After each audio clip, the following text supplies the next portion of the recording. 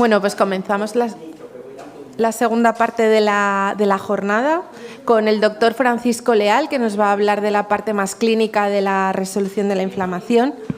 El doctor Francisco Leal es licenciado en Medicina y Cirugía por la Universidad de Cádiz. Realizó sus estudios de doctorado y su suficiencia investigadora en el Departamento de Farmacología y Neurociencias de la Universidad de Cádiz. Es especialista vía MIR en Medicina Familiar y Comunitaria y, además, especialista vía MIR también en Anestesiología y Reanimación. Fue el responsable de la Unidad del Dolor del Hospital de Getafe hasta el año 2020 y después responsable de la Unidad de Dolor de la Clínica Universidad de Navarra en Madrid. Ha escrito numerosos artículos científicos publicados en revistas e indexadas y ha realizado también muchas ponencias y comunicaciones en congresos. Participa activamente en organismos científicos como la Sociedad Española del Dolor, la Sociedad Madrileña del Dolor, la Sociedad Española de Anestesiología y Reanimación, la Sociedad Europea de Anestesia y Reanimación y la Sociedad Europea de Estudio del Dolor. También trabaja en grupos de trabajo de estas sociedades. Y, como os he dicho antes, nos va a hablar de la parte práctica clínica en el hospital, con su experiencia con los pacientes. Y adelante, Fran. Muchas gracias. Muchas gracias por vuestra asistencia, a los que están también online y a la organización Colegio Médico y Solutex. Bueno, pues sí, yo voy a hablar ahora de la parte clínica, ¿vale? Aunque el comienzo os va a sorprender un poco, pero ya veréis cómo luego vamos a entrar en materia. Porque lo primero que quiero decir es que la doctora Belloni nos ha hecho una exposición que a mí me ha encantado, creo que a todos, donde ha hablado mucho de bioquímica. Pero para entender la inflamación y entenderla bien hay que bajar mucho más, hay que bajar al campo de la física, de la biofísica. Y es que las nuevas líneas que hay y que están ahora mismo revolucionando el estudio de la inflamación tiene mucho que ver con eso, con la física, con la cronobiología, con el ritmo circadiano, con el potencial redox, del que vamos a hablar ahora un poquito, y luego otras cosas como el efecto de la luz, la fotobiomodulación, el efecto de la inflamación en la microbiota, en el vago, en la alimentación, cómo podemos ayudar a potenciar ese efecto antiinflamatorio con hábitos de vida y, por supuesto, hablar de los resolutivos de la inflamación, y yo sí voy a hablar del dolor porque es lo mío. Hablaremos un poquito de resolución de la inflamación muy en general, ¿vale? Para empezar, lo del potencial redox. ¿Qué es eso del potencial redox? El potencial redox es un concepto físico por el cual se mide la habilidad que tienen los tejidos de ganar o perder electrones. Aquí lo importante saber es que más electrones, menos inflamación. O sea, aquí lo bueno es ser muy negativo. Y esto tiene una repercusión muy importante sobre la función mitocondrial y sobre la inflamación. Y una de las cosas que están revolucionando mucho ahora el abordaje de la inflamación y de la salud en general y entender la enfermedad es la influencia que tiene tan importante el ritmo circadiano, la cronobiología y sus disfunciones, que afectan a ese potencial redox que hemos dicho. Las arritmias circadianas, la disfunción del ritmo circadiano, de las cosas que hacen es disminuir ese potencial redox, y en ellas vamos a ver elementos que hay en exceso y en defecto, ¿vale? Por ejemplo, en la disrupción del ritmo circadiano vemos que hay una excesiva activación del simpático. Y una de las causas más frecuentes hoy en día en nuestra sociedad de esa activación del simpático, de ese estrés oxidativo, es la exposición a la luz artificial, en particular a la luz azul, que es la que se suele utilizar en interiores y que hoy en día estamos 80-90% de nuestro tiempo en ella. Y eso se correlaciona también con elevación de cortisol, de picos de insulina, de picos de glucemia, etcétera. Pero también hay déficit. Vemos déficit, por ejemplo, de falta de exposición a la luz ultravioleta y a la luz infrarroja, que tiene un efecto neto antiinflamatorio y regenerativo. También hay un déficit por el robo de pregnenolona de hormonas esteroideas, por un exceso de producción de cortisol, por ese estrés oxidativo del que hemos hablado y que, una vez más, la luz azul es hoy en día uno de los protagonistas, y que se relacionan con disminución de hormonas sexuales, progesterona, testosterona, estrógeno, vitamina D. ¿Os suena? Y como no, vemos disfunción de melatonina, que es un protagonista fundamental no solo como antioxidante, sino en el papel que tiene la regeneración. Y disminución de propiomelaanocortina, de MSH, que tienen propiedades antiinflamatorias y que se activan cuando uno recibe luz ultravioleta. La luz azul, como decía, es una de las principales causas de contaminación que tenemos hoy en día. Y cada vez tenemos más estudios que nos están mostrando la influencia que tiene en el estrés oxidativo, en el metabolismo, en el aumento de los niveles de glucemia, en la resistencia a la insulina, etcétera. Este estudio, por ejemplo, que os pongo, en el que hablo de una elevación solo con una exposición a la luz azul, la que tenemos aquí, de hasta un 75%, de día y sobre todo de noche, por supuesto. Y es que la disfunción circadiana y la disfunción de la mitocondria que lleva puede afectar a cualquier órgano. Por eso estamos viendo que hay inflamación y respuesta a la inflamación en muchas patologías. Y en muchas de ellas están mediadas por aumento de las citoquinas y de los mediadores de la inflamación. Veis aquí, por ejemplo, un cuadro donde están desde los niños, el pediatra, como veis, estamos incluidos también. Vemos a lo largo de todo el ciclo vital enfermedades crónicas que se asocian a esa inflamación de bajo grado, sobre todo, y que está relacionada con todas estas enfermedades que son la mayor parte de las enfermedades de la sociedad actual.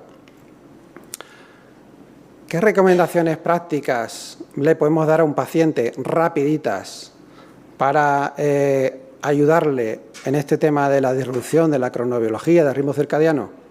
Pues algo que le decimos, por ejemplo, a la unidad de dolor a todos los pacientes, aquí el compañero y yo. La exposición solar al amanecer. ¡Wow! ¿Y eso? Sí. ¿Pero eso qué es? ¿Eso es New Age, yoga o qué? No. Ese es el momento en el que nosotros hacemos un reset de nuestro ritmo circadiano. Ahí es donde nosotros ajustamos nuestro ritmo circadiano diario al real, al de nuestro entorno. Ahí es donde ponemos nuestro master clock en hora. De lo más eficaz o eficiente que podemos hacer para recomendar a un paciente, de lo que más efecto va a tener con menos coste, es decirle que se pongan 5 minutos al amanecer con la ventana abierta, mirando a la salida del sol. Aquí hay una exposición a especialmente dos longitudes de onda. La luz azul, los primeros fotones de luz azul, que son los que van a activar y van a poner en hora ese reloj central, ese master clock. Y lo segundo, la luz infrarroja. La luz infrarroja, que sabréis, tiene un efecto antiinflamatorio. Y luego, también recomendarle al paciente que por la mañana también salga, siempre que pueda, media hora, al mediodía, a ratos, en descanso en el trabajo, etcétera, pero que no pierda también ese sol de la mañana, no solo del amanecer, sino ese sol de la mañana, donde va a recibir el efecto de una polifarmacia, de todo el panel hormonal derivado de la exposición a la luz ultravioleta. Primero la A y luego la B. Y eso es mucho más allá que el tema de la vitamina D, que eso es el chocolate del loro. Y por la noche, pues ya no lo podemos imaginar. Hablaba aquí el compañero pediatra de las pantallitas, de dormir con el móvil, etcétera, etcétera, ¿no? Pues hay ya muchas formas y están saliendo muchos estudios evaluando cuáles son maneras que nosotros tenemos para poder compensar, evitar los daños de esa luz azul y de ese estímulo de elevación del cortisol demasiado elevado en el tiempo y justo antes de la noche, ¿no? Entonces, por ejemplo, una de las cosas que podemos recomendar es el uso de filtro de luz azul, tanto en lentes, en los ordenadores, en los dispositivos electrónicos, etcétera. ¿Para qué? Para reducir el daño mitocondrial, para limitar la destrucción de melatonina, por lo que también podemos recomendar el disminuir, conforme va poniéndose el sol, las luces artificiales, las luces blancas, la luz azul, y empezar a sustituirlo por luces más cálidas, naranjas, rojas, etcétera. Bueno, Otro de los campos en los que hay muchísima investigación hoy en día y ya está pasando al ámbito clínico es lo que llamamos la fotobiomodulación, que es utilizar los efectos antiinflamatorios que tienen ciertas longitudes de onda, sobre todo la luz roja e infrarroja. Ya hemos hablado en modo práctico de decirle al paciente que salga al sol, ¿no?, y se exponga de manera natural a esos espectros de luz, que en la naturaleza son sobre todo el amanecer y el atardecer. Es cuando tenemos más riqueza de esa luz roja e infrarroja. Pero podemos utilizar en la clínica, por ejemplo, nosotros lo hacemos con algunos pacientes, por ejemplo con fibromialgia o con enfermedades autoinmunes reumatológicas, el utilizar también el apoyo de paneles de luz roja e infrarroja, bien en la clínica o bien en su domicilio. O el uso de láser. El uso del láser que se puede utilizar, por ejemplo, para bajar inflamación a nivel de articulaciones, para dolores musculares o incluso para aumentar la función mitocondrial en pacientes donde hay un déficit mitocondrial muy claro, como en la fibromialgia o la fatiga crónica. Lo mismo el uso del láser, ¿no? También lo utilizamos en la consulta para eso. Se ha visto, por ejemplo, un estudio reciente muy bonito, muy elegante, en el que se ve que solo 15 minutos de aplicación de luz infrarroja en la espalda ya produce una reducción de la glucemia del 27%. Acordaos lo que subía la luz azul, fijaos que tenemos aquí el antídoto, y ese antídoto está en la naturaleza, ahí fuera.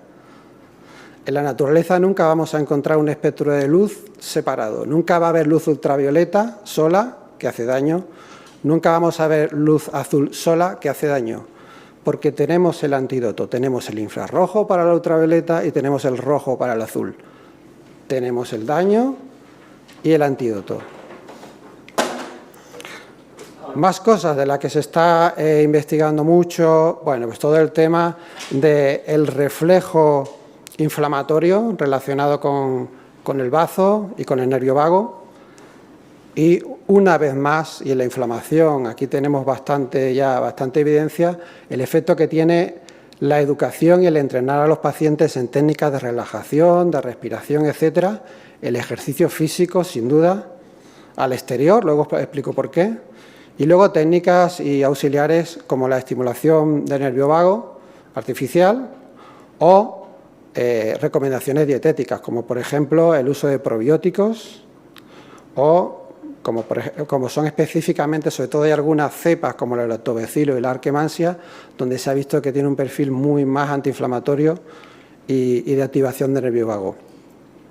¿Por qué ejercicio físico al exterior? Bueno, pues cada vez tenemos más estudios que demuestran que hay una gran diferencia entre hacer ejercicio en interior, en un gimnasio o en tu casa con luz artificial, a nivel de función mitocondrial, de lesiones, de recuperación, de dolor y de inflamación, con el hacer el ejercicio al aire libre. En resumen, podríamos decir que un ejercicio al aire libre tiene una primera fase inflamatoria y luego antiinflamatoria, mientras que cuando lo hacemos en interior con luz artificial se mantiene el predominio de la inflamación. En nuestro medio utilizamos también en algunos pacientes artritis reumatoide, cefaleas, artrosis, etcétera, la estimulación vagal transcutánea. Hay muchos estudios con implante de estimulación quirúrgica de estimuladores del vago que demuestran claramente su relación con la inflamación crónica a través de la vía del nervio vago, pero en la práctica es muchísimo más cómodo usar una estimulación como esta, que es transcutánea. Nosotros lo que hacemos es que hacemos pruebas de los pacientes en la clínica y si son respondedores, luego se les recomienda el uso en domicilio. Inconvenientes, se tienen que acordar de aplicárselo 1, 2 o 3 veces al día, mientras que si lo llevas ya implantado, pues eso lo hace automáticamente, ¿no?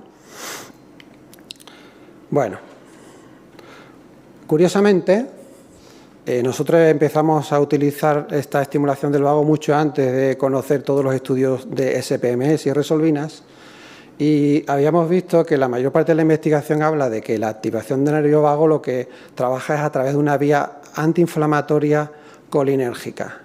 Pero ahora sabemos que una de las maneras que tiene de funcionar es a través de la producción y de la activación de producción de las resolvinas o SPMS.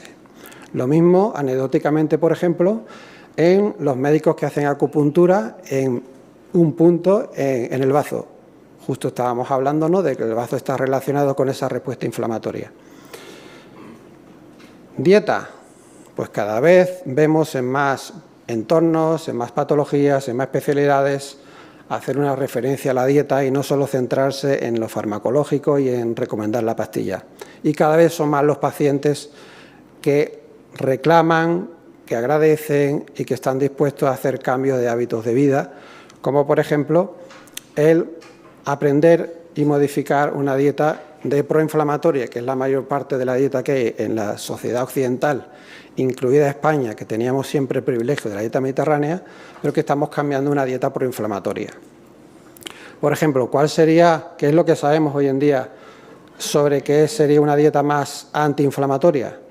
Pues una dieta que sea rica en proteína y grasa saludable, una dieta que sea rica en omega 3 y con suficiente cantidad de fibra y polifenoles. Todo eso tiene una repercusión muy importante en los parámetros de inflamación. Y luego, el uso, si es adecuado o no, de ciertos probióticos y el saber que la flora intestinal, según los últimos estudios, está muy regulada, no solo por el ejercicio que hacemos, el estrés que tenemos o lo que comemos, sino el entorno lumínico, la exposición a la luz solar. Es un regulador mucho más potente que el resto de lo que hemos hablado. ¿En qué tiene que ser reducida una dieta para que sea antiinflamatoria? En hidratos de carbono rápido, como es obvio, en deuterio, ¿vale?, que está muy presente en los alimentos procesados, y luego en omega 6. El omega 6, como hemos visto, es necesario y es además una de las fuentes de algunos tipos de SPMS, pero normalmente en las dietas actuales hay un exceso de omega 6 con respecto al omega 3 y ese desequilibrio es proinflamatorio. Y luego está hablada y tan comentada actualmente de la restricción horaria, el comer en una ventana y dejar tiempo de ayuno para que la mitocondria descanse, ayuno intermitente, como le quieran llamar, y la importancia de tomar los alimentos en la estación. Comer local y la estación. Eso tiene un fundamento biofísico, en el que no me va a dar tiempo a entrar, pero podéis luego preguntarme, y tiene que ver con que el alimento es una información de los electrones que está recibiendo el ambiente. Y eso lo tenemos que casar con la información que tienen nuestras células. Bien, hemos hablado del omega 3. El omega 3 tiene un papel muy importante en esto del potencial Reg2, de conseguir electrones y en combatir la inflamación o prevenirla. Dentro del omega 3, el DHA, para los que nos dedicamos sobre todo al dolor y al tema del sistema nervioso, es una molécula lipídica extraordinaria, muy curiosa. Una de las cosas que sabemos, por ejemplo, es que el DHA tiene la capacidad de transformar los fotones, la radiación solar, en corriente eléctrica continua. Corriente eléctrica continua. Una pila, lo que da una pila. O sea, convertimos fotones, luz, en electrones.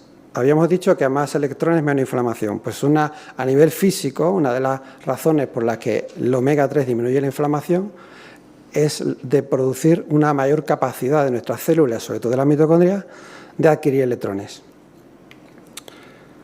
¿Dónde hay más DHA? El sistema nervioso, en los ojos, ¿vale? Donde tenemos nuestros relojes biológicos, y eso está muy relacionado con la densidad mitocondrial, la cantidad de mitocondrias que tenemos y la funcionalidad.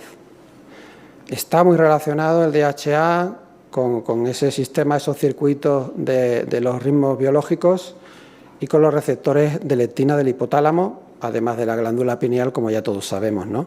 El DHA es un protector del sistema nervioso central y periférico, pero tenemos a alguien que protege a ese DHA y son algunos de sus derivados, como en este caso las resolvinas.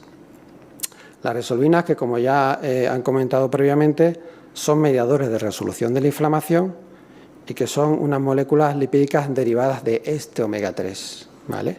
Y que dirigen la resolución de la inflamación. La resolución de la inflamación, creíamos, a mí en la facultad me enseñaron que la inflamación se desaparecía por sí sola, simplemente por cansancio, agotamiento de citoquina, etcétera, etcétera, y ahora sabemos que no, gracias al doctor Serhan sobre todo, sabemos que es una fase activa y necesita esas moléculas que la dirijan y que la planifiquen, para que esa inflamación no se haga crónica, no se haga silente y tenga un fin y una reparación y una resolución.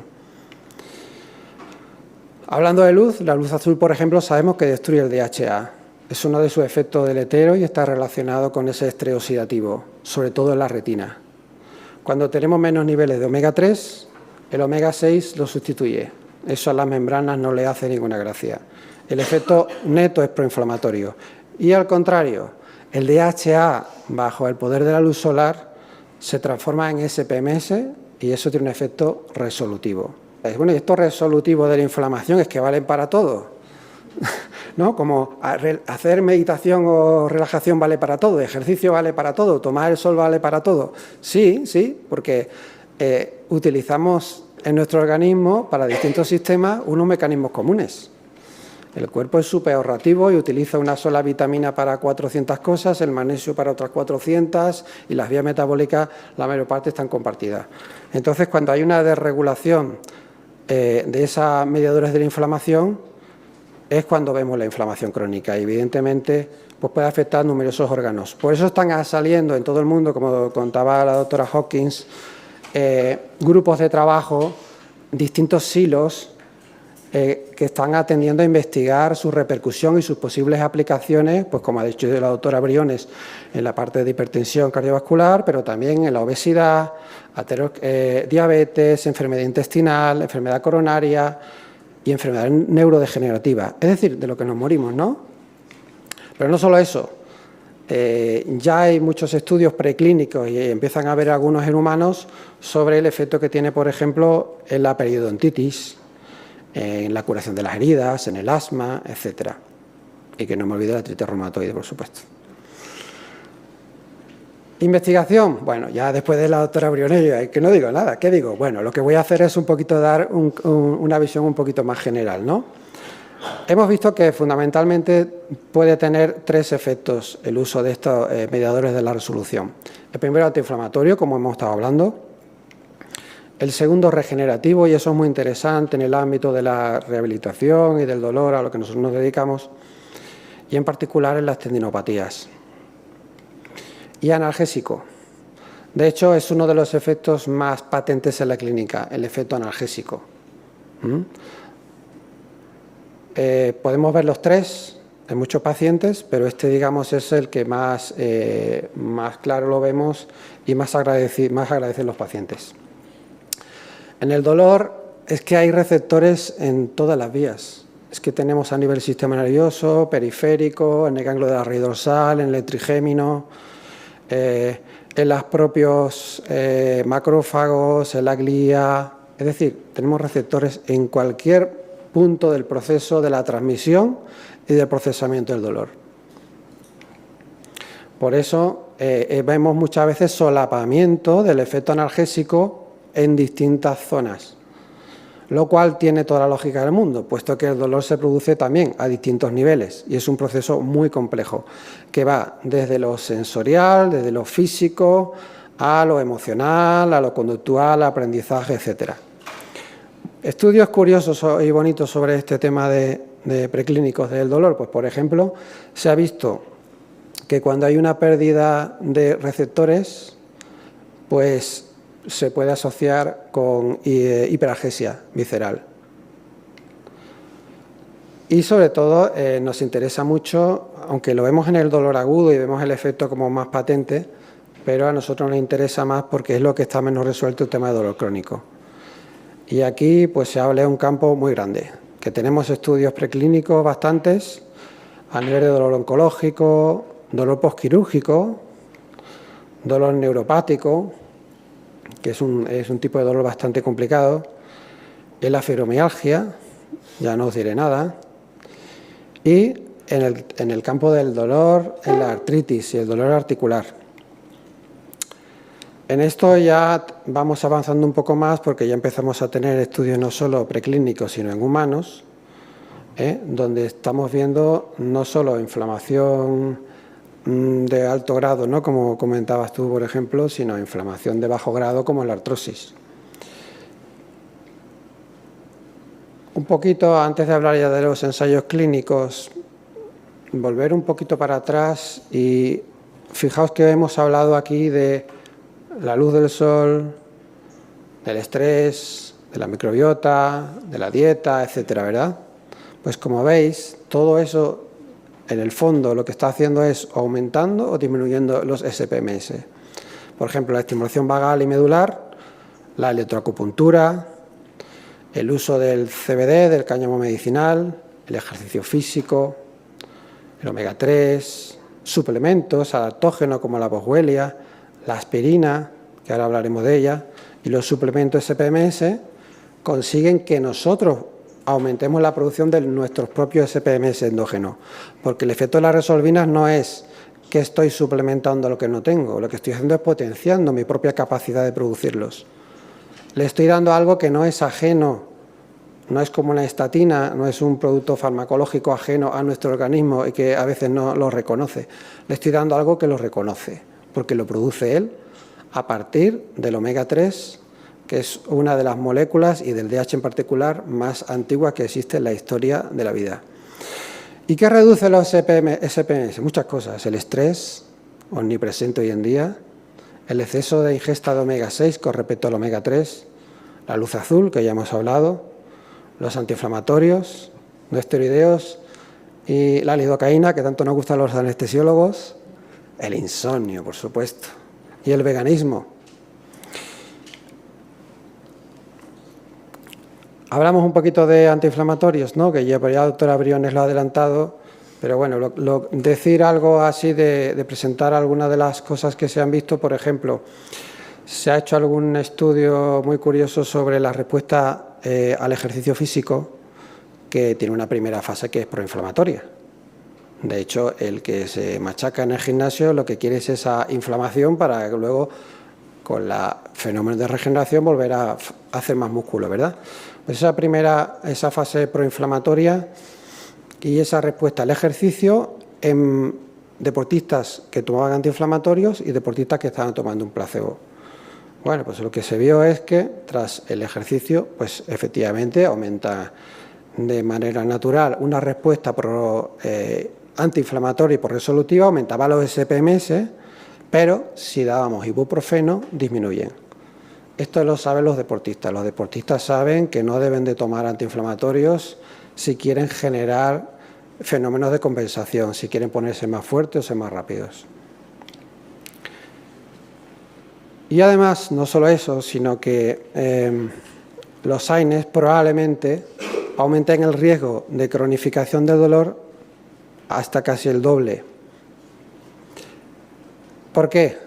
Pues, resumiendo, porque disminuye la intensidad de la inflamación, pero dejan una inflamación de bajo grado.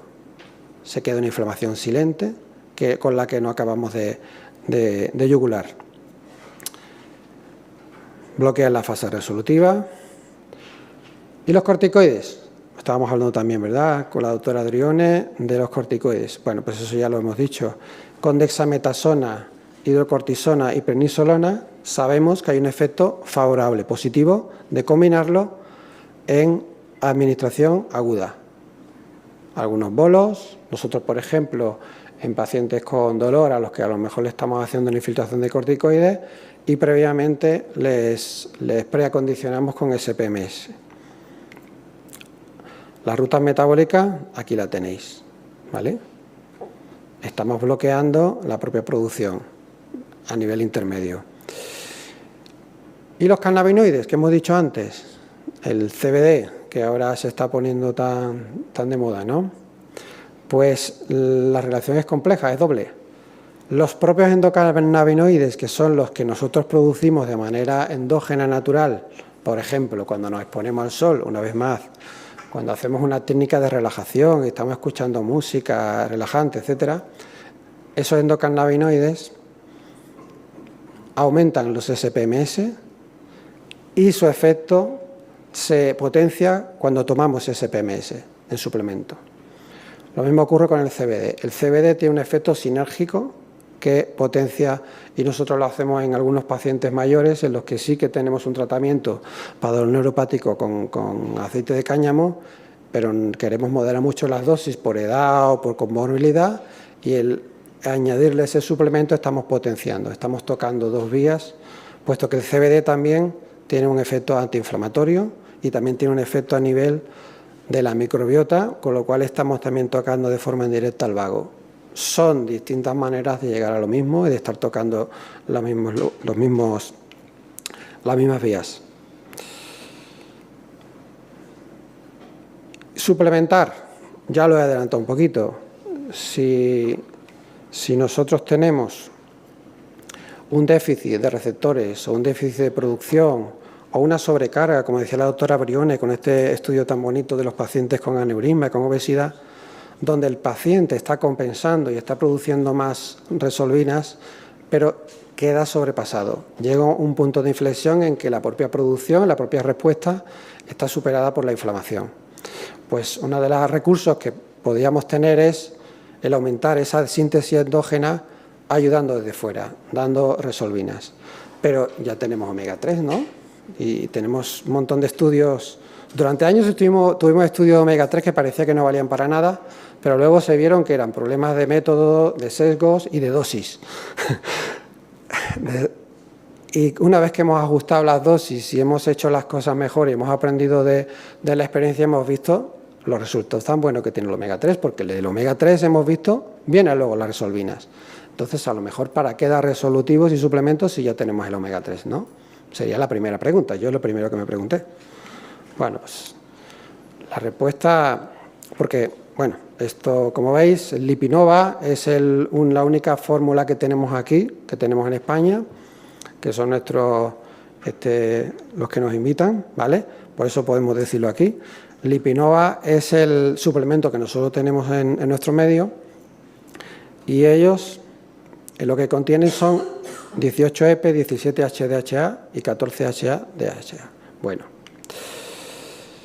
si damos esos mediadores y damos omega 3, ¿veremos el mismo resultado?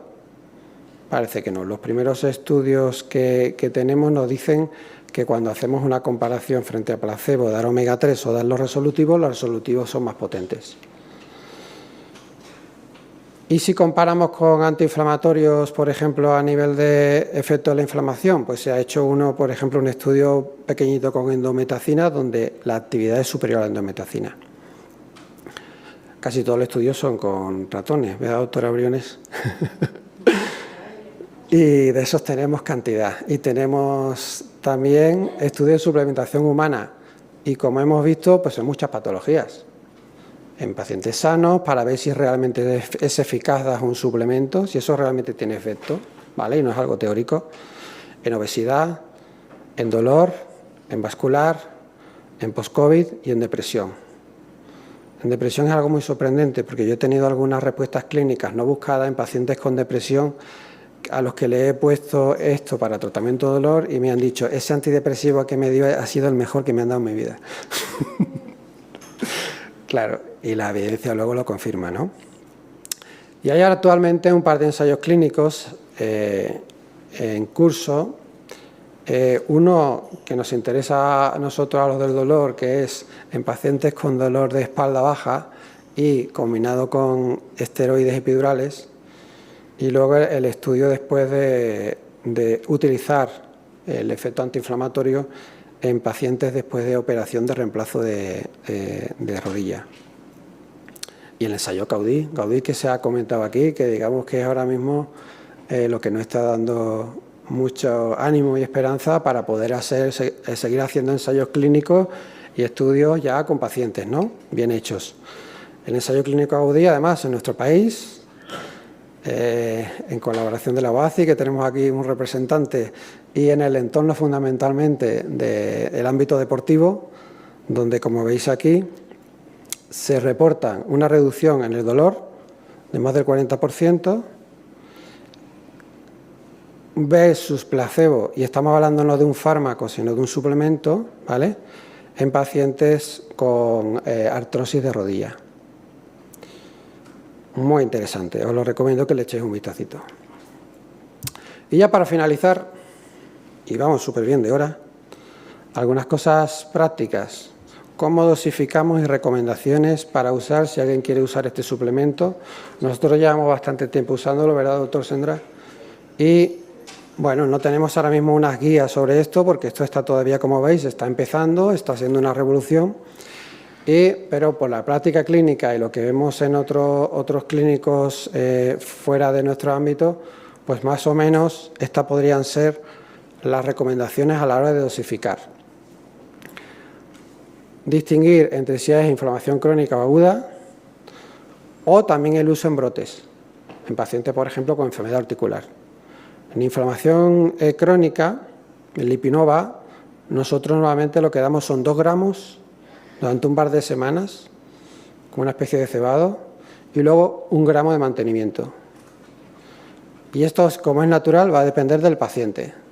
Inflamación aguda. Para la inflamación aguda es donde vemos los resultados más espectaculares en algunos pacientes de la clínica y solemos empezar a algunas dosis más altas, 4 o 6 gramos, ¿vale?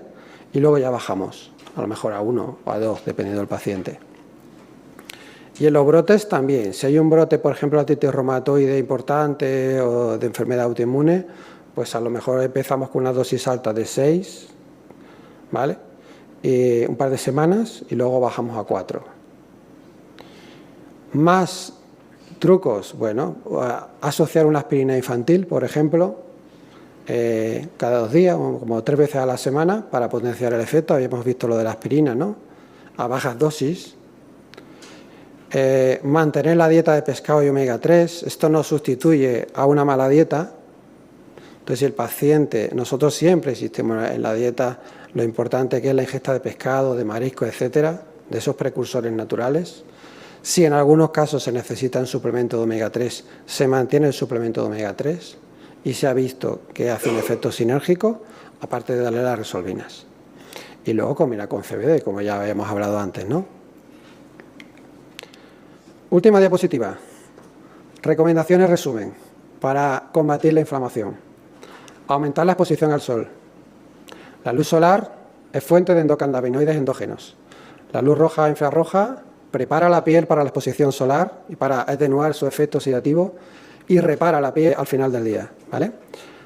Disminuir la exposición a luz azul. La luz azul destruye el DHA. Estamos destruyendo uno de los precursores de las resolvinas. Aumentar la ingesta de pescado o productos del mar. Un libro que os recomiendo, que está en inglés para que lean inglés, donde hace un poco resumen de todas estas nuevas vías de tratar la inflamación de una manera más multifactorial, atendiendo al ritmo circadiano, al sueño, a la luz, etcétera, pero escrita para pacientes.